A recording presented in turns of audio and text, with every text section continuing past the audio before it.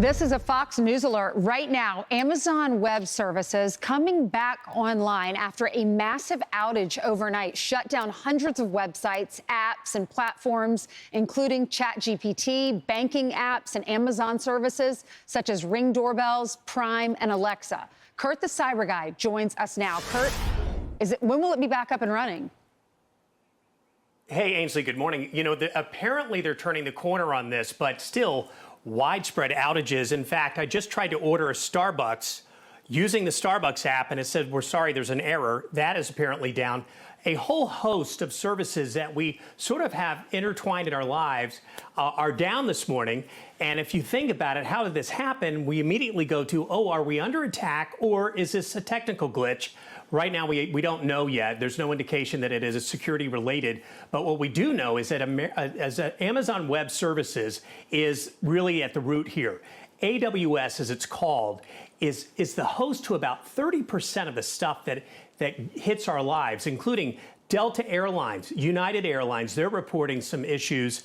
If you've got a flight this morning, you're going to want to check that. If you had a seat assignment, there are reports that some people no longer have a seat assignment on their airport. McDonald's is down. Amazon Web Services, Amazon itself is down.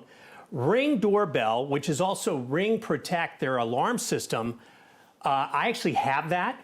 It went down and actually triggered our alarm system. And then, of course, the call comes to disable that or call it a false alarm.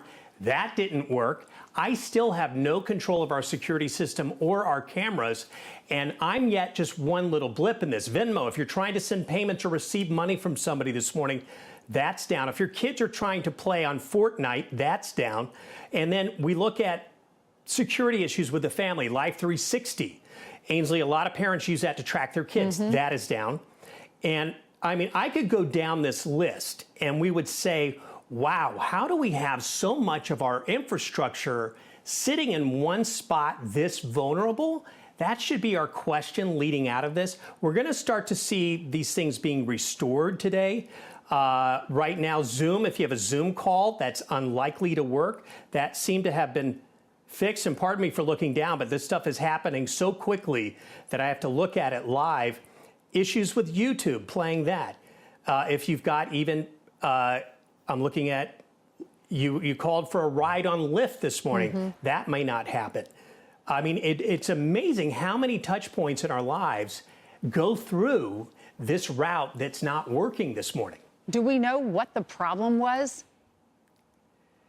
We don't know. We just know that it originated at what's called AWS US East 1. That is one of about 130 regions that Amazon has these servers. And when we say they have servers, they have literally 36 million square feet of server space around the planet.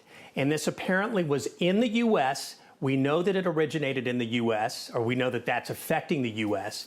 And that trickled down. So I can't tell you exactly what's at root here. We will find out. We're going to continue to look into it.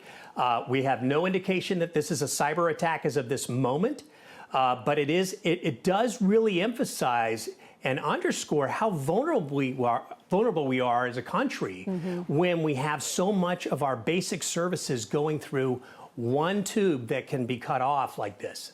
Yeah, so many of these apps. I hope we don't have to re-log into all these apps once they fix it. Thank you so much, Kurt. I'm Steve Ducey. I'm Brian Kilmeade. And I'm Ainsley Earhart. And click here to subscribe to the Fox News YouTube page to catch our hottest interviews and most compelling analysis.